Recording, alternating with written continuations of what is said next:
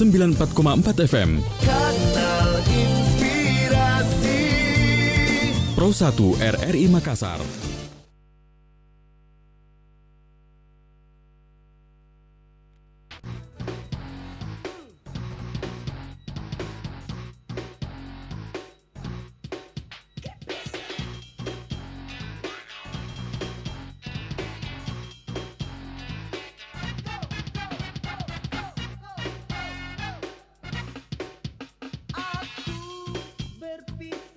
di terasin Karolu,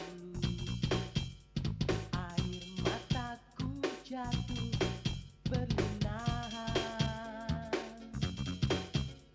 Betapa sedih dan duka hatiku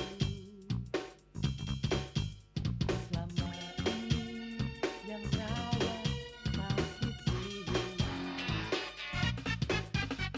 Walau kini aku akan pergi jauh, namun hatiku selalu padanya.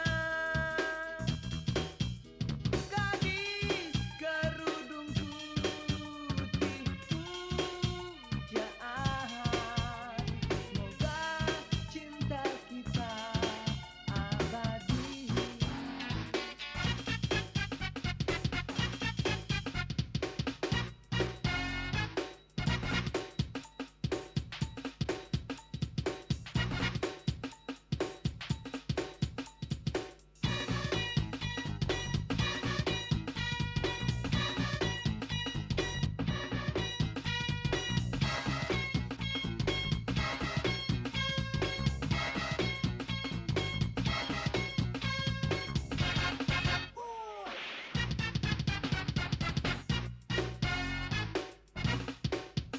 Aku berpisah di terasin Karolu, air mataku jatuh berlinang. Betapa sedih dan duka hatiku selama ini yang rawat sakitku. Walau kini aku akan pergi jauh, namun hatiku selalu padanya. Gadis kerudung putih pujaan, semoga cinta kita abadi. Gadis kerudung putih pujaan, semoga cinta kita abadi.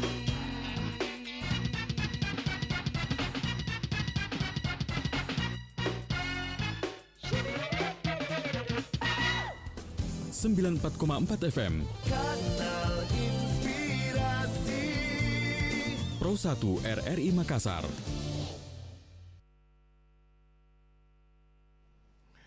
Assalamualaikum warahmatullahi wabarakatuh. Selamat pagi, salam olahraga. Saya Alfian yang bersama Anda pagi ini pendengar dalam dialog lintas Makassar pagi. Kita bahas kiprah Duta Olahraga Sulawesi Selatan di PON 20 Papua. Kiprah Duta Olahraga Sulawesi Selatan di PON 20 Papua. Sebentar kita akan hadir dengan beberapa pembicara, narasumber. Yang pertama saya dengan pengurus KONI Sulsel dulu, Dahlan Abu Bakar, beliau saat ini ada di Papua. Semuanya ada di Papua ya pendengar, dan pelatih Takraw Sulsel juga ada di Papua ya.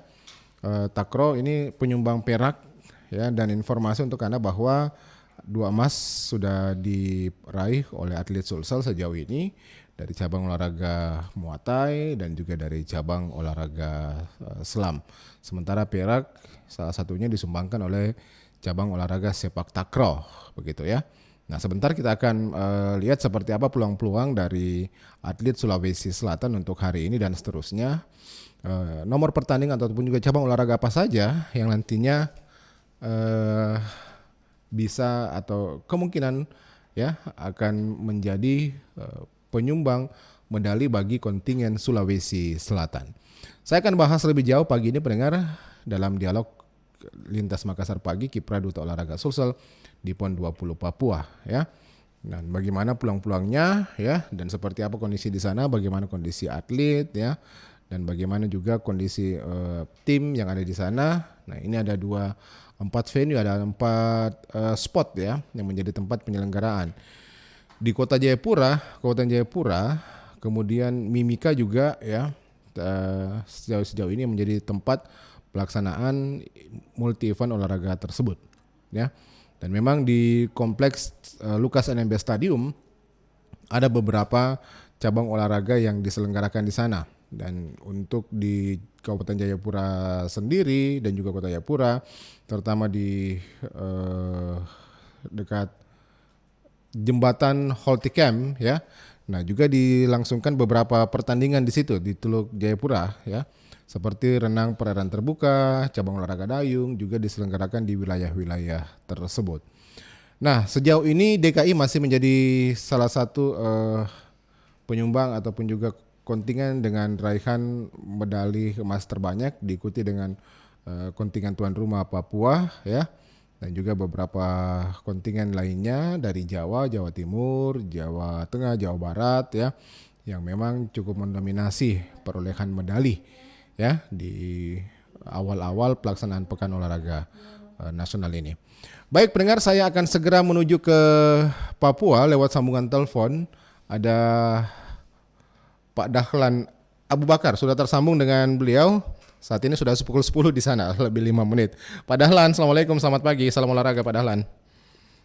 Selamat pagi. Ya, Alfian di studio Pak Dahlan. Ya, gimana Fian? Ya, sehat-sehat Pak Dahlan ya. Alhamdulillah. Oke. Posisinya di mana Pak Dahlan? Kota mana nih sekarang? Saya di Abepura. Di Abepura Pak ya? Oke, di Wisma Pak ya? Ya, masih di Wisma. Masih di Wisma. Oke. Iya, sejauh ini sudah beberapa hari terlaksana, 2 hari setelah pembukaan ya. Bagaimana kiprah duta-duta olahraga Sulawesi Selatan di PON 20 Papua, Pak Dahlan sejauh ini? Kami ingin tahu kabarnya dan perkembangan informasinya. Ya, terima kasih banyak. Ya. Hingga hari ini PON Papua ini kan sudah hampir 10 hari berlangsung ya. Dibuka pada tanggal 22 pertandingan awal. Ya. Baru. Meskipun dibuka resmi oleh Tanggal Presiden 2. tanggal 2 Oktober di Stadion Lukas NMB. Ya. Posisi perolehan medali saat ini untuk Sulawesi Selatan berada pada posisi ke-9 Ya. dengan raihan 2 medali emas, 3 medali perak, dan 3 medali perunggu. Oke. Medali emas diraih oleh Sulawesi Selatan hari Ahad kemarin, Ya. melalui nomor 45 kg di Muay Thai ya, putri, atas nama Sri Rianti. Yang mengalahkan atlet Aceh. Kemudian saudari Mutia Nur Cahya dari cabang senam kategori palang bertingkat ya. Oke, palang bertingkat. Meraih poin 11.033 dan Mutia ini mengalahkan 3 rekan, 1 pelatnas lainnya yaitu dari Jawa Timur dan 2 dari DKI. Ya. Oke. Sementara medali perak kita diraih atau diperoleh dari Zul Mimantara nomor 54 kg cabang Muay Thai yang kemarin memang sedikit terganggu ya di final karena mengalami cedera paha, sehingga dia tidak mampu lagi bertanding maksimal. Ya, dia. Kemudian para kedua direbut oleh Aditya Wahyudi Muhammad dari nomor judo Pak ya. 55 sampai 60 kg. Oke. Yang ketiga perak sepak takraw double team putra.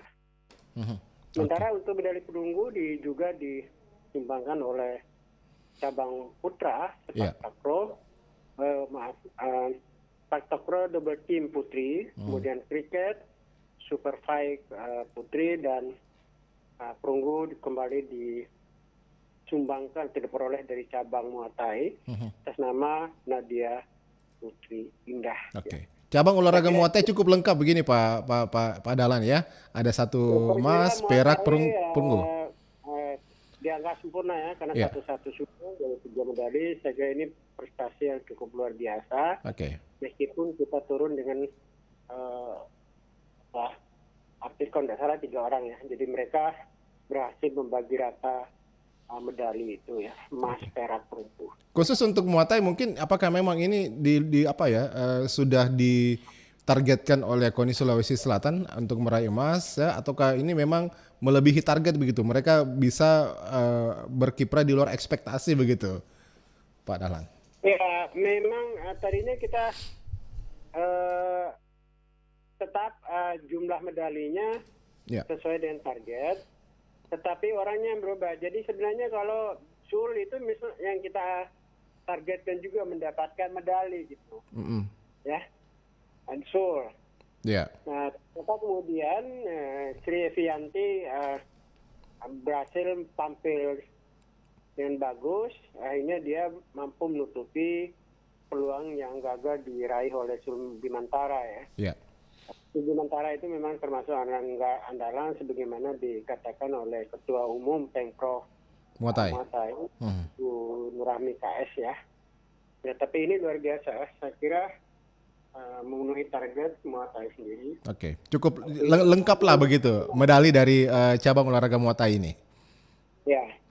Oke, tapi yang menjadi pertanyaan saya kemudian Aditya Wahyudi, setahu saya di 2016 lalu PON Jawa Barat ya, kalau nggak salah Aditya Wahyudi ini peraih medali emas begitu. Ini kayaknya di luar ekspektasi nih, kayaknya ada sedikit penurunan oleh Aditya, atau mungkin ada penjelasan seperti apa Pak Dahlan?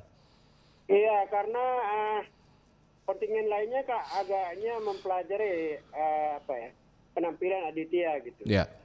Biasanya menjelang PON itu kan para artis yang sudah sering bertemu itu selalu mempelajari tim gitu. Saya kira jadi mereka mungkin biasanya ya yang peringkat di bawah itu mempelajari yang di atas, apa kelemahannya gitu. Okay. Mungkin berbeda dengan yang juara. Kalau dia pikir dia akan kalah ya, dia tidak akan tidak terlalu konsentrasi untuk mempelajari di mana titik lemah yang dia akan hadapi. Okay. Saya kira memang Aditya ini sudah menjadi target dari beberapa judoka ya, untuk diperhitungkan karena dia adalah peraih medali emas Jawa Barat. Dan pada umumnya saya kira seperti itu ya. Setiap atlet dia akan melihat kembali siapa yang berjaya di nomornya. Kemudian dia akan cari video penampilan itu untuk mempelajari kembali. Saya kira itu memang. Oke. Jadi kalau judo kayaknya target emas lepas ini Pak Dahlan. Ya, judo lepas ya. Karena Aditya yang kita harapkan ternyata hanya mampu meraih medali emas. Oke. Medali perak. Tapi ya kita harus beri apresiasi karena dia sudah berusaha maksimal. Ya. Tapi mungkin atlet lain jauh lebih meningkat ya. Oke. Nah, kemudian yang untuk cabang olahraga senam sendiri palang bertingkat kayaknya ini mungkin salah satu rekor baru nih untuk cabang olahraga senam. Karena beberapa PON sebelumnya senam baru mungkin dari 3, mulai dari 2008 Riau, Jawa Barat ya. 2020, 2021 di PON 20 Papua untuk pertama kalinya kalau saya menurut sepengetahuan saya cabang olahraga senam gimnastik ini baru mungkin pertama kali untuk meraih medali emas begitu Pak Dahlan ya. Iya, betul. Jadi sebelumnya itu kan senam itu kalau nggak salah paling tinggi perak ya. Betul. Antara perunggu gitu. Iya. Sekarang ini si Mutia mampu tampil dengan lebih bagus karena dia masuk pelatnas ya. Oke. Kemudian pelatih Pak Arif Ramli kita akui memang dia sangat intens. Dia mengikuti betul para atletnya, bahkan ada yang berlatih di Bandung kalau tidak salah itu. Saya mengikuti hari pertama ya. Tertanggal 2 Oktober itu penampilan dari atlet senam ini, terutama palang bertingkat, Iya. dan kemudian juga nomor-nomor kuda lompat itu juga saya Iya. eh, Kuda-kuda pelana. Ya. kuda-kuda pelana. Mhm. Ya, jadi saya melihat memang cukup bagus ya. Oke. Artinya sempurna. Kita kan lihat dari segi jatuhnya itu kan, Mhm. dan lamanya dia rollingnya di udara itu. Iya, gerakan-gerakannya ini kan semua menjadi pertimbangan dari juri untuk melihat Iya, apakah ada betul. gerakan sulit yang bisa ada dilewati gerakan oleh sulit. Mutia ini. Ya. Ya. Kemudian dia jatuhnya seperti apa? Apakah Oke. tidak jatuhnya sudah tidak mau jatuh lagi, tidak jatuh lagi, Betul. yang di luar kontrol kan? Itu kan Iya. yang salah satu penilaian. Oke. Jadi saya kira kita perlu ucapan selamat kepada. Cabang olahraga senam. Tapi hari ini mereka masih turun kok. Masih ada peluang enggak Pak untuk cabang olahraga senam? Kalau enggak salah cabang olahraga senam ini cukup banyak medali emas yang diperebutkan di sana. Salah satu cabang olahraga begitu. Ya, saya belum tanya Pak Arief berapa Iya. emas. Tapi kan banyak nomor di sana kan. Palang Banyak nomor, bertingkat, iya. kuda pelana, Ada senam lantai. Ya. lantai. Ya. Itu saya kira banyak ya. Oke. Tapi hari ini masih berlangsung ya. Kita harap bisa mendulang lagi 1 emas. Mhm. Sementara dari cabang selam OWS Iya. masih tanding meskipun pada 5.000 tadi kita lepas ya. Tapi Oke. masih ada peluang. Sepak takraw ini kayaknya sudah dapat 1 perunggu, 1 perak ya, dan ditargetkan kalau tidak salah takraw juga bisa meraih medali emas begitu. Ini target dari cabang olahraga sendiri dan diharapkan memang begitu. Masih ada nomor pertandingan kayaknya yang masih harus diikuti cabang olahraga ini Pak ya. Takraw masih ada nomor putra dan putri. Iya. Ada nomor beberapa pertandingan. Kita harapkan ada di nomor ini akan dapat menyumbangkan medali emas. Oke. Untuk kondisi atlet sendiri bagaimana Pak sejauh ini? Apakah mereka mengalami kendala di sana ya di tanah Papua selama mereka berada di daerah tersebut? Bagaimana mungkin sejauh ini pemantauan dari Pak Dahlan sendiri selaku pengurus KONI Sulsel? Iya, awalnya memang agak sulit, ada kendala ya. Iya. Kendala apa itu Karena biasanya? panitia selalu menerima masukan untuk Iya. segera mengatasi, terutama dari segi transportasi. Oke. Itu karena pertama lokasi pertandingan terpencar di sini. Mhm. Kemudian juga armada memang banyak, tetapi armada besar gitu ya. Oke. Hingga banyak, terutama dari tim Mones kita ini harus menaiki sepeda motor ya, sejauh sampai 25 kilometer. Wow, jauh sekali Pak. Ini kan ada dari AB ke Sentani seperti ke lokasi pertandingan Muay Thai kemarin itu kan hampir 25 kilo ya. Tapi ya sekitar kalau dari Makassar itu seperti sampai di Sungguh-Minah. Batara ya. Oke. Ya. Sangat jauh juga Pak ya mobilitasnya. Jauh, karena ya untungnya AB ini kan boleh dikatakan tengah ya, karena dari Sentani ke ibu kota Jayapura, ini kota Jayapura itu 41 kilo Iya. ya, 41 kilo, jadi Sentani dengan AB ini 19. Mhm. Jadi kalau masuknya ke sana ya sekitar 20 lebih, 21, 22 ya. Oke. Ya. Kalau pondokan atau pemondokan para atlet ini di mana, apakah memang mereka terpisah-pisah ataukah memang ada yang mungkin biasanya kan kalau dari cabang olahraga sendiri menginginkan mereka tinggal di tempat yang dekat begitu dengan venue. Gimana Ya. Pak Dahlan? Jadi panitia sudah PB PON sudah mengatur itu Iya. bahwa setiap cabur diusahakan dari lokasi tempat tinggalnya ke lokasi pertandingan itu 5 menit sampai 10 menit. Iya. Jadi mereka mendekat di lokasinya seperti itu. Oleh sebab itu, jadi itu rupanya mereka lokasikan cari tempat pemondokan itu berdasarkan cabur dan lokasi pertandingannya. Ya. Jadi tidak ada atlet yang bertanding yang agak jauh dari lokasi pertandingannya. Jadi sekitar di situ. Ya, ini karena mengingat di Papua ini kan satu jalur ini ya. Iya. Satu jalur, tapi memang tidak satu ruas jalan ya, tapi dua arah ya.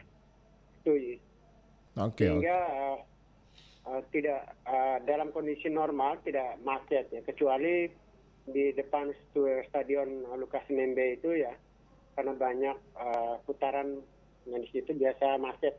Dan juga di kota Sentani ya, itu macet itu karena jalan satu ruas ya. Oke. Ya. Dengan jarak yang cukup jauh ini 25 kilo, ada sampai 41 kilometer. Bagaimana dari tim Monef sendiri ini bisa nggak kemudian memonitor seluruh cabang olahraga yang ada, mendatangi setiap cabang olahraga yang ada begitu. Bagaimana ini pembagian tugas dari pengurus KONI begitu Pak untuk mendampingi atlet, mendampingi cabang olahraga yang akan mengikuti pertandingan Pak Dahlan. Ya, jadi setiap hari Satgas ini kan memantau kira-kira cabang olahraga apa yang berpeluang sudah masuk final ya. Iya.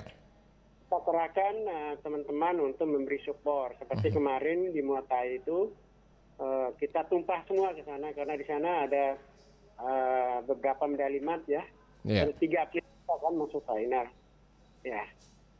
Kemudian PLT Gubernur Sulawesi Selatan Bapak Andi Sudirman Sulaiman juga sempat menyaksikan pertandingan awal sebelum beliau menuju bandara ya. Oke. Tapi kemudian yang melanjutkan memberi dukungan kepada para atlet kita adalah Ketua Umum KONI Sulawesi Selatan, Ya, Pak Elong.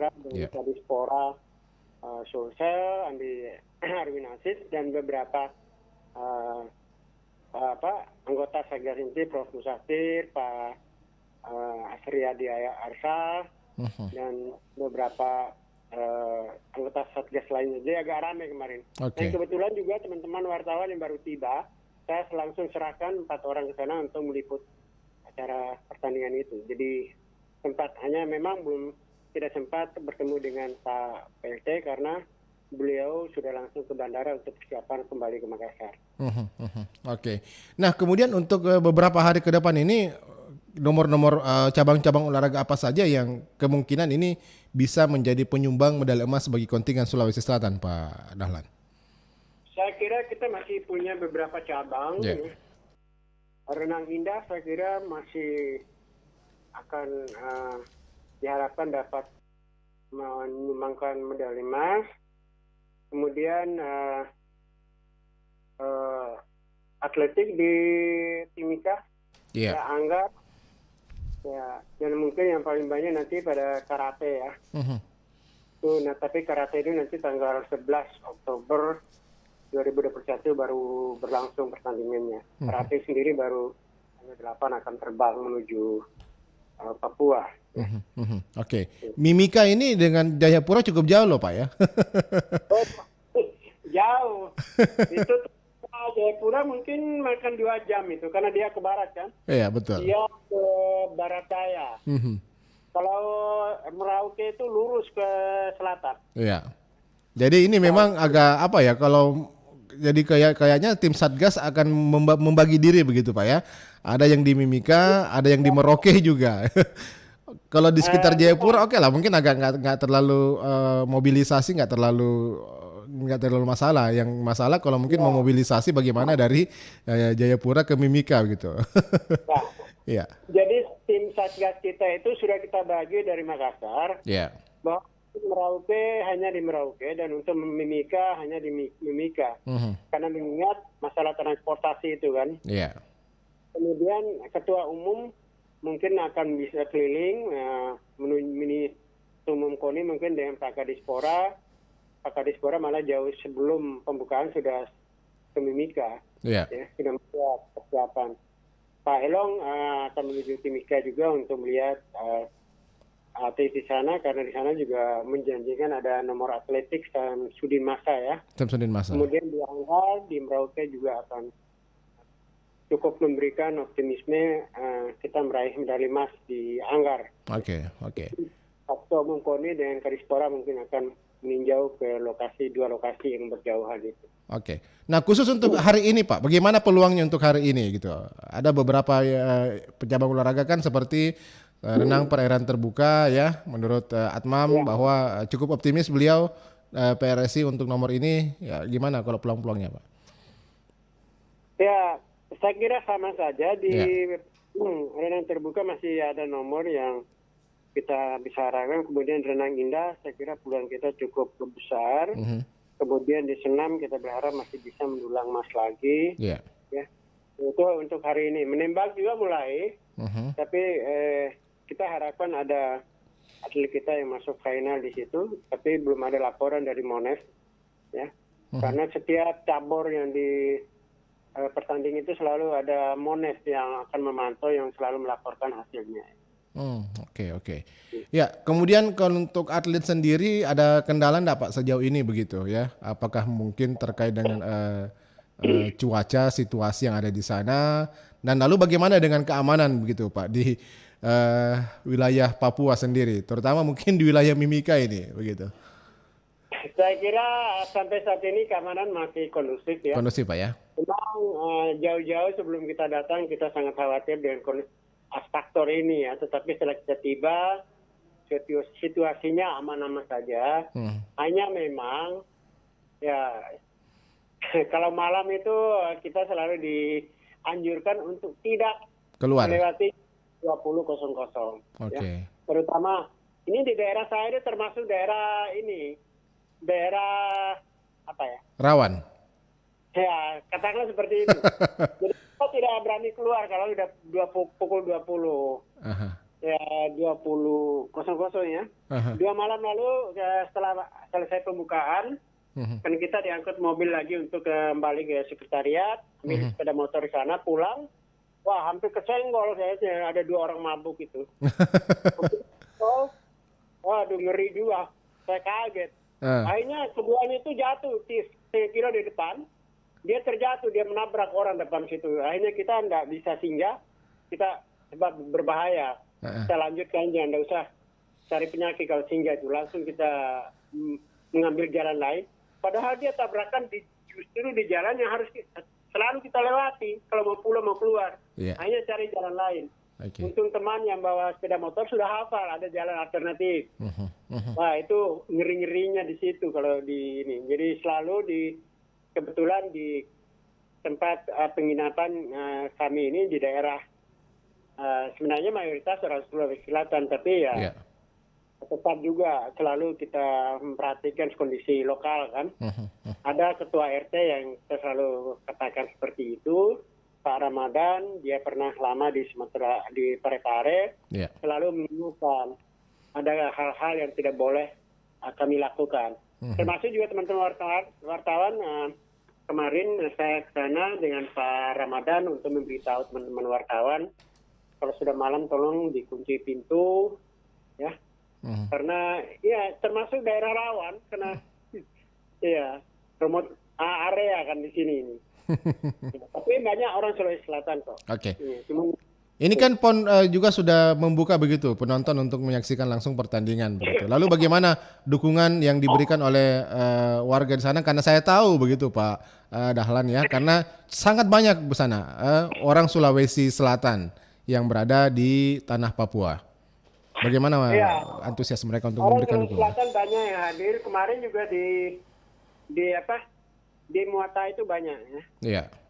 Banyak yang masuk. Cuma memang penjagaan panitia itu ketat sekali kan. Tidak ada yang boleh masuk tanpa ID card. Oke. Sampai penduduk-penduduk lokal itu sampai menggoyang-goyangkan pagar besi, berteriak-teriak. Ya. Sampai kata, kenapa mereka punya ID card bisa masuk, kami tidak gitu. Ya memang nggak boleh karena yang ada tanda pengenal yang boleh masuk. Oke. Wah itu juga.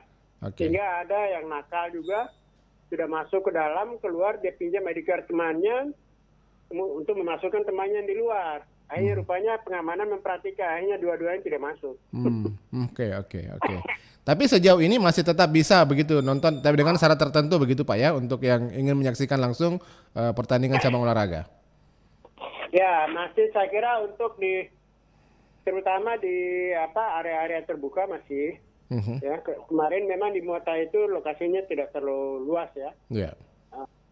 Sehingga kalau dipaksakan masuk kan itu kan melanggar prokes kesehatan ya. Jadi itu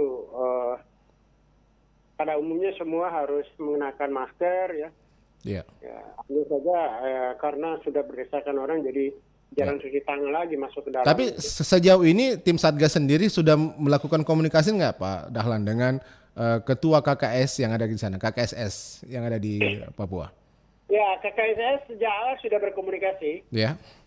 Bahkan mereka kan yang pertama menyambut kedatangan tim dulu tanggal 21 itu. Iya. Ya. KKSS. Jadi KKS, ya KKSS.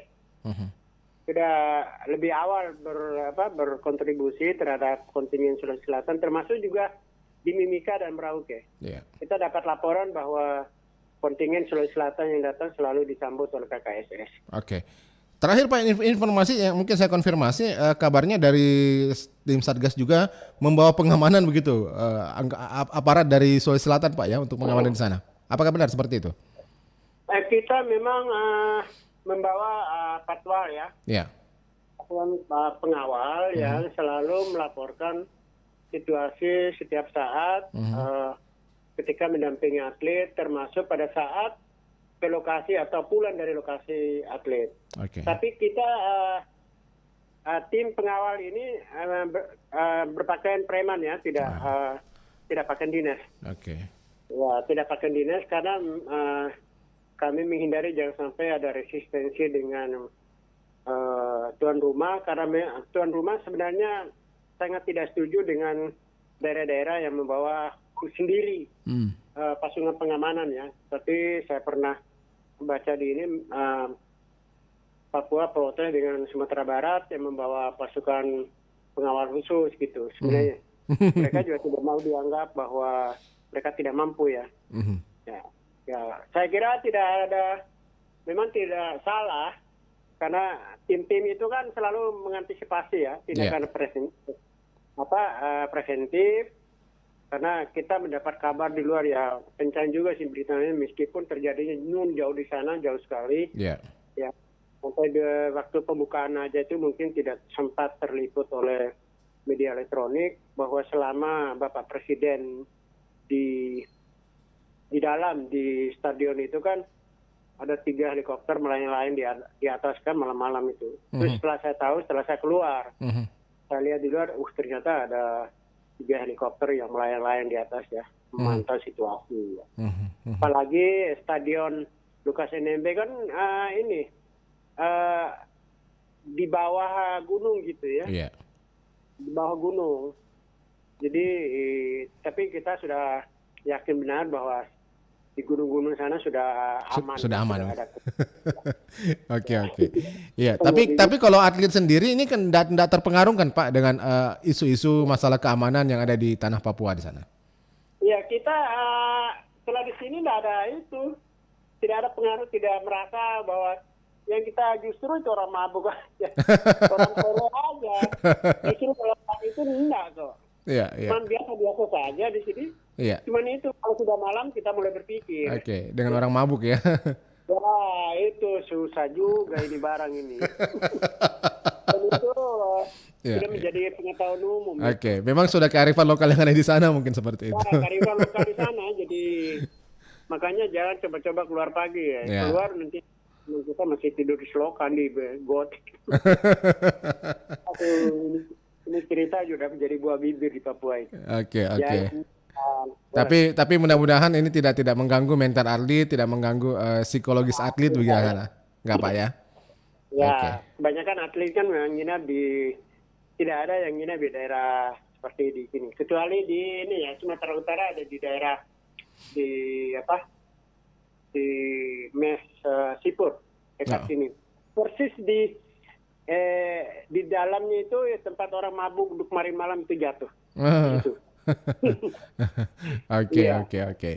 Baik. Mudah-mudahan kita tunggu nanti hasil selanjutnya lagi Pak Dahlan ya, informasi dari Tanah Papua. Mudah-mudahan kami bisa terus mengupdate informasi dari Pak Dahlan Abu Bakar untuk menginformasikan ke pendengar RRI Makassar, Pak Dahlan. Iya.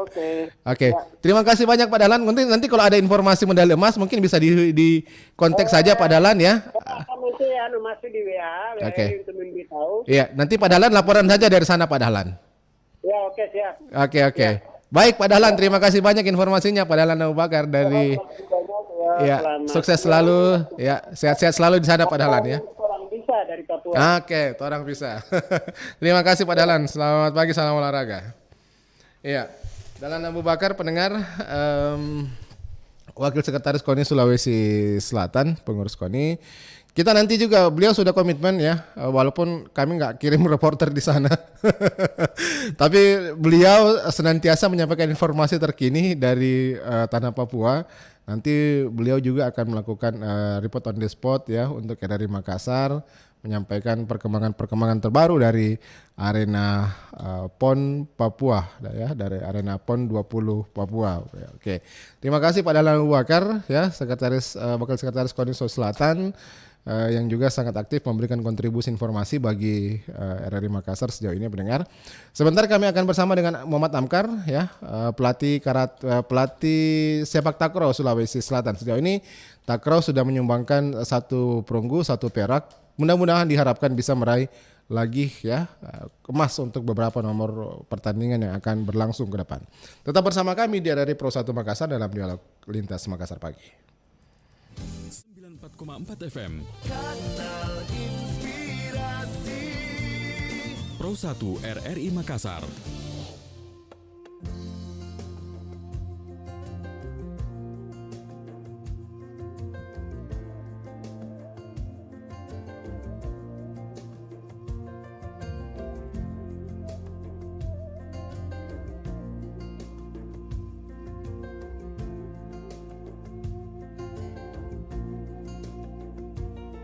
Dari balik jendela di kamarku menyelinap seberkas cahaya,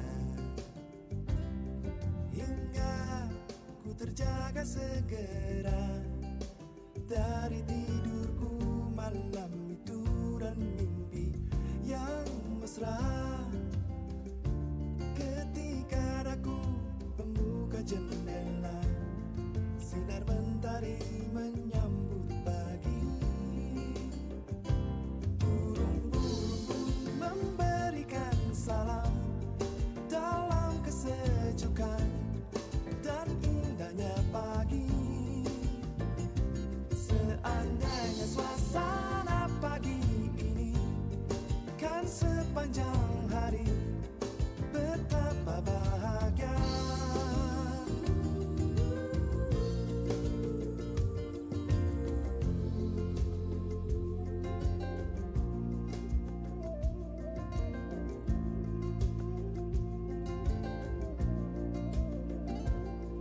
Dari balik jendela di kamarku menyelinap seberkas cahaya, hingga ku terjaga segera dari tidurku malam itu dan mimpi yang mesra. Ketika aku membuka jendela, sinar mentari menyambut pagi. Burung-burung pun memberikan salam dalam kesejukan dan indahnya pagi. Seandainya suasana pagi ini kan sepanjang hari, betapa bahagia.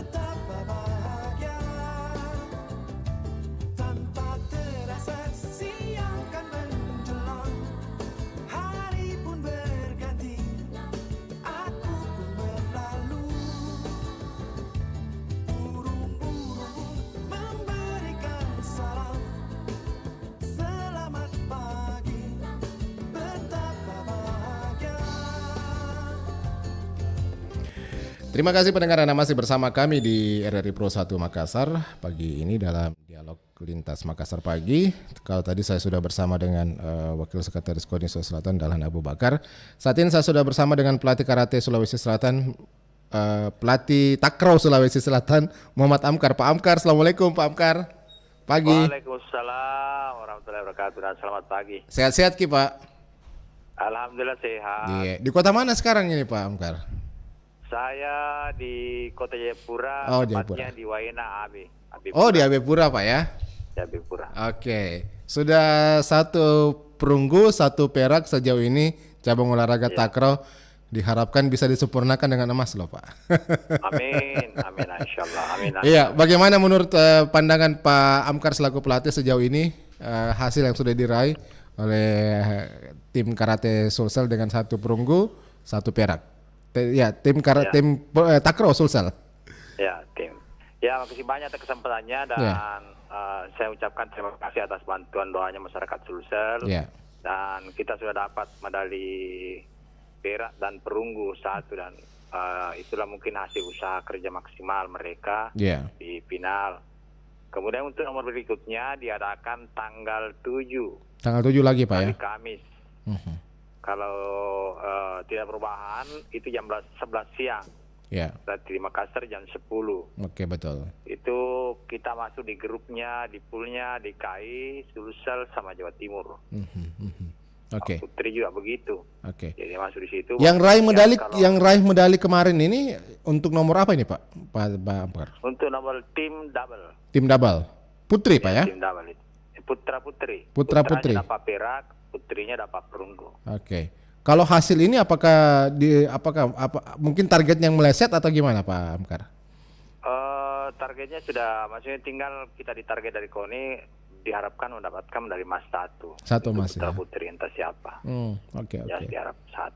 Oke. Di final kemarin putranya lawan siapa Pak? Kemarin untuk putranya itu skornya 2-1. Iya, 2-1. Lawan Pertama kita menang ya. 1-0 untuk Sulsel, regu 2-nya kita kalah 1-1.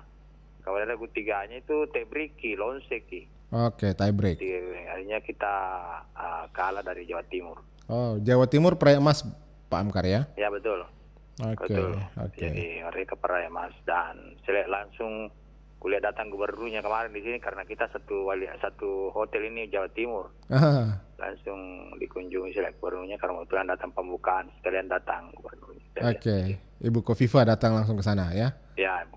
Oke, tapi kalau tim karate ini sudah ketemu juga dengan Pak Andi Sudirman Sulaiman, Pak PLT Gub. Kayaknya belum karena yang Belum, ya? saya ketemu kemarin sama beliau itu waktu tanggal 2 pagi Iya. siang itu Jawa Muate dengan sepak takraw. Oke. Sudah ketemu ya? Sudah. Oke. Mereka beliau kasih kita motivasi supaya bermain maksimal lah. Ya. Yang saya dengar kemarin itu pada saat ada videonya ya Pak PLT Gub, Pak Andi Sudirman mengatakan diharapkan takraw bisa bisa berbicara banyak begitu ya. Karena kayaknya besar sekali harapan beliau terhadap cabang olahraga takraw ini Ya, Pak. sangat Amkar. besar. Termasuk Pak Kadispora sangat berharap takraw memberikan yang terbaik lah. Melebihi hasil yang sudah didapat. Oke. Nah, untuk nomor yang akan yang akan dipertandingkan tanggal 7 ini nomor apa saja nanti Pak Amkar? Sisa satu nomor ini kita pertandingkan. Nomor terakhir di event PON ini kuadran. Kuadran. Yang 4 lawan 4, iya Oke. 4 lawan 4. Putrinya juga 4 lawan 4. Jadi nomor terakhir lah di sepak takraw. Kalau untuk nomor bertiga itu insya Allah kalau tidak ada halangan berakhir tanggal 6. Jadi ini tinggal kuadran saja yang belum selesai. Tinggal nomor kuadran. Nah, peluang Sulsel di nomor kuadran ini bagaimana Pak Amkar? Peluang tetap ada, Ya. tapi masih itu kita tetap berusaha dan ini sementara kita selalu hampir tiap hari ini pagi sore juga kita tetap latihan cari tempat-tempat yang strategis untuk latihan. Dan peluangnya sama provinsi juga, semua provinsi sama peluangnya karena kebetulan yang kumpul ini di 5 provinsi ini memang yang terbaik dari seluruh Indonesia. Oke. Semua mereka juara-juara wilayah, akhirnya ya wajar lah kalau persaingannya tinggi karena mereka yang terbaik di seluruh Indonesia. Jadi hanya 5 provinsi Pak ya, ini cabang olahraga takraw ini. Provinsi sebenarnya 4 provinsi yang resmi, cuma karena itu ada Papua sebagai wildcard. undangan, akhirnya jadi 5. Oke. Boleh disebutkan Pak, provinsi apa saja yang tampil di cabang Kalau olahraga takraw untuk ini? provinsi yang ikut di Ya. kuadran ini sama dengan yang ikut di double event kemarin. Ya. Semua juara-juara wilayah. Ya, Sulsel, Wilayah 1 itu juaranya Riau, Riau ya. Sumatera semua. Hmm. Semua Sumatera. Ya. Kemudian untuk wilayah 2, DKI Jakarta, Lampung, Banten, Kalteng, kemudian Jabar, itu juaranya DKI. DKI Jakarta. Oke. DKI Jakarta. Untuk wilayah 3 itu wilayahnya mulai dari Jawa Tengah, kemudian Jogja, NTB, NTT, Bali, Kaltim, Kaltaras, itu juaranya Jawa Timur. Ya, ya. Kalau untuk Sulsel, wilayah Sulsel semua, Ya. sama Ambon, Maluku, Maluku ya. kemudian Papua Barat, itu juaranya Sulsel. Oke. Jadi hanya Jadi mereka yang Jadi sangat selektif rupanya untuk cabang olahraga takraw ini Pak Amkar. siap.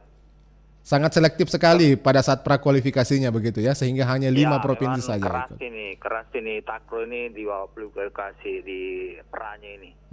Karena ya kalau dulu itu masih bisa keluar 2 provinsi rata-rata dengan juara. Sekarang ini tinggal 1 yang harus keluar. Kalau PON di Bandung itu bisa keluar juara 1 dan juara 2. Jadi ada 8 provinsi yang berlaga di PON. Ya. Nah, yang pas sekarang ini diperkecil kulihat. Ya. Tinggal 1 saja, DW1 yang juara saja. Yang pasti kalau mungkin melihat peta kekuatan ya, ini pastinya sudah pada tahu begitu kekuatan masing-masing. Nah, tinggal bagaimana tinggal penerapan strategi saja begitu Pak Amkar ya, yang akan diterapkan oleh masing-masing pelatih. Betul. Apa ramalan kita itu yang betul, karena mereka sama-sama ini Jawa Timur dengan kita kemarin kan rata-rata mereka atlet pelatnas, jadi hampir sama posisinya dengan kita. Sama dengan sekarang ini rata-rata yang masuk 4 besar ini provinsi ini rata-rata diisi dengan atlet pelatnas semua. Jadi mereka punya atlet pelatnas masing-masing di provinsinya. Jadi mereka sudah pada baku tahu siapa yang beruntung, siapa yang itulah yang jadi keluar sebelum kemana. Ini nanti yang akan jadi pemenang siapa yang paling siap begitu Pak ya? Siap secara fisik, siap secara mental. Kalau kesiapan mereka semua siap sih. Mental juga pada sudah jadi siapa yang beruntung, siapa yang itu yang keluar. Oke, tinggal keberuntungan saja ini bagaimana nanti. Betul sekali. Oke. Iya, ini tadi kami sudah menerima pendapat dari pendengar Pak jam 7. Nah, kebetulan ada pendengar kita ya mengetahui bahwa yang Pak Musar ini ya, kalau nggak salah dari Selayar mengatakan bahwa dia mengenal salah satu atlet DKI yang katanya merupakan orang asli Selayar begitu. Sekarang memperkuat DKI begitu. Apa benar seperti itu, Pak? Sebenarnya kalau dihitung begitu, itu kan mereka pergi pada saat tamat SMA. Oh, tapi memang asli Selayar, Pak ya? Iya. Tapi dia sudah tinggal di Jakarta sudah lebih 10 tahun. Oh, lebih 10 tahun. Dia ikut di sana. Oke. Nah, barusan ini tahun, alhamdulillah saya beruntung dia dapat medali emas. Masih dulu dia dipindah jadi sudah lebih 10 tahun lah. Kalau lebih 10 tahun begitu kan sudah lama. Oke. Dan artinya kita juga tidak bisa mengatakan bahwa di Selayar karena sudah lama tinggal di sana dan mereka sudah mati-matian latihan untuk provinsi DKI. Oh, Pak Amkar kenal Pak Amkar ya dengan atlet tersebut? Oh, saya hampir semua atletnya DKI saya kenal semua. Oke, dan memang asli Selayar atlet tersebut Pak ya? Bukan, soalnya atlet Selayar, maksud saya itu orang Selayar. Oh, orang Selayar. Pindah ke Jakarta. Akhirnya kan kemarin juga Pak Takron juga. Sama juga kalau mau dihitung-hitung, hampir semua di sini diperkuat anak Sulsel. Kayak Kaltim itu 3 orang di sana, Kaltaras ada juga, kemudian Banten, kemudian banyak di sini, apalagi Papua.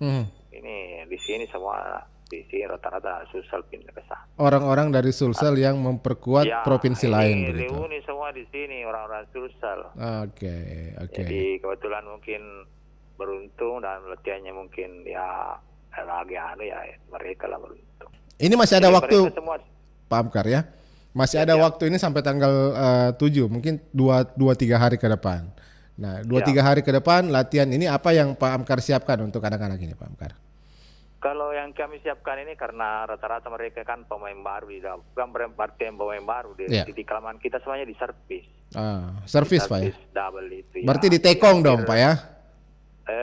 dia servisnya di belakang. Ah, Pemain poli itu di iya, belakang iya. garis. Iya, belakang garis. Jadi kita tekankan itu hampir 70% lah materi-materi latihan kita adakan di situ di servis.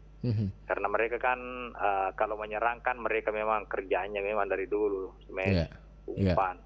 Nah yang ini kerjaan barunya mereka ini adalah servis dan harus bisa memberi tekanan pertama lah di servis. Oke. Karena kalau tidak tekanan pertama di servis itu mereka dengan leluasa Sangat mudah bisa untuk menyerang diambil. balik. Ya, jadi kita dominannya servis ini terus hampir 70% lah materi-materi yang kita berikan itu di servis. Oke. Lalu bagaimana sejauh ini Pak hasil untuk penekanan latihan-latihan tersebut begitu kan? Karena ini mungkin agak berbeda sendiri dengan nomor yang sebelumnya begitu. Kuadran ya harus servis di belakang garis, sementara kalau untuk double team ya itu seperti biasa begitu. Ya betul. Ya. Ini sebenarnya ya mereka sudah kita latih di Makassar dan sampai juga di sini kita sudah latih untuk servis. Seperti apa yang dilakukan. Cuma kadang-kala saya perhatikan anak kadang-kala kalau sudah bertanding tidak bisa keluar dari tekanan. Artinya kembali ke aslinya. Pressure-nya begitu Pak ya. Ya betul. Berbeda latihan, berbeda saat bertanding. Betul sekali. Jadi kemarin bukan saya menyesal ya kemarin waktu lawan Jawa Timur Regu 3-nya itu. Ya. Kembali ke habitatnya, maksudnya itu kembali ke aslinya, servis tidak ada yang menekan, kemudian akhirnya kan serangan balik lawan lebih kencang daripada. Jadi kapan tidak servis tidak menekan itu agak susah. Oke, makanya jadi ini kita tekan terus. Ini mungkin yang selalu disampaikan Pak Amkar ya dalam wawancara kita sebelumnya bahwa Sulsel masih kekurangan tekong begitu Pak ya, tekong keras. Ya, servis yang keras ini yang terarah yang masuk itu yang kita kurang karena rata-rata kita ambil di sini ada tekong kita ambil. Karena kelemahannya tekong saya perhatikan itu tidak bisa umpan. Iya, betul. Karena ini putal juga itu umpan biar naik bola bagus. Kalau tidak bisa diumpan dengan bagus ya sama juga. Hanya pilihannya kita ambil bukan umpan. Nah ini kulihat yang sebagian memang sudah ada yang progresnya sudah bagus, sebagian juga masih perlu perbaikan sana. Oke, tapi paling tidak optimis lah begitu Pak ya untuk. Insyaallah. Insyaallah. Mudah-mudahan cabang olahraga takraw diharapkan targetnya 1 emas ya. Seperti yang sudah disumbangkan cabang olahraga Muay Thai 1 perunggu, 1 perak, 1 emas. Iya betul. Kemarin saya terharu sama beliau, sangat berharap sama takraw dengan keikhlasan beliau. Beri cara buat kita, akhirnya saya jawab. Ya, terharu lah dengan harapan-harapan beliau supaya takraw ini bisa memberi yang terbaik lah. Oke. Jadi mudah-mudahan ini atlet bisa enjoy bermain Pak ya, bisa tenang, tidak tertekan begitu. Ya, itulah salah satu penekanannya beliau pelaksana tugas kemarin Pak Andi Sudirman. Jaga kebersamaan, jaga kekompakan, biasakan enjoy, jangan jadi beban. Artinya jadi Dan anak-anak saya tidak pernah selalu latihannya bikin dia jadi tersenyum supaya kalau dia tidak tersenyum susah juga. Jadi harus selalu sering-sering dia jangan ada tekanan lah, jangan ada tekanan. Oke. Semoga saja mereka bisa nanti mempersembahkan yang terbaik ya, targetnya 1 medali emas, tapi jangan terlalu dibebankan, jangan terlalu di pressure. Semoga ini harapannya atlet jangan sampai tertekan begitu Pak ya pada saat pertandingan. Iya. Baik Pak Amkar, kami tunggu informasi selanjutnya Pak Amkar. Ada permintaan saya ini. Silakan. Seperti biasa ya. Tanpa doa minta tolong dibantulah dengan doa. Mudah-mudahan anak ini diberi kekuatan, diberi keberuntungan. Semoga di partai terakhir di takraw ini bisa memberikan masalah untuk Sulsel. Amin. Berikan putra. Oke. Baik. Pak Amkar, terima kasih banyak atas waktunya Pak Amkar bersama RRI pada pagi hari ini. Assalamualaikum. Salam olahraga. Waalaikumsalam. Ya, itu Pak Amkar tadi pendengar, pelatih sepak takraw Sulawesi Selatan 2 hari ke depan akan memasuki nomor terakhir, nomor kuadran ya. Jadi memang cukup ketat untuk cabang olahraga takraw. Mereka melakukan seleksi di bawah kualifikasi PON, betul-betul menyeleksi tim yang terbaik yang tampil di Pekan Olahraga Nasional ya. Jadi hanya 5 daerah, Riau, Jawa Timur, DKI ya, Sulawesi Selatan dan juga Papua. Ini adalah juara-juara grup wilayah. Sejauh ini Sulsel bisa meraih 1 perunggu, 1 perak, dan diharapkan di nomor kuadran ini putra putri Sulsel bisa meraih medali emas ya. Oke, pendengar, untuk informasi-informasi selanjutnya nanti ya, kita akan mendapatkan informasi langsung dari Pak Dahlan Abu Bakar. Mudah-mudahan beliau akan menyampaikan informasi mengenai perkembangan terkini dari arena Pekan Olahraga Nasional PON 20 di Papua. Saya cukupkan sampai di sini dialog lintas Makassar pagi. Kiprah Duta Olahraga Sulsel di PON 20 Papua. Salvian mengucapkan terima kasih. Selamat pagi, sampai jumpa. Assalamualaikum warahmatullahi wabarakatuh. 4 FM Pro 1 RRI Makassar.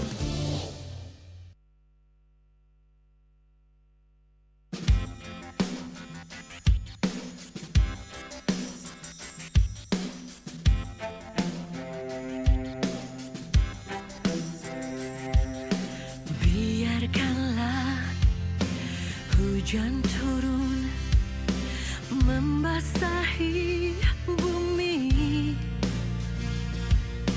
atau bulan yang tiada berseri.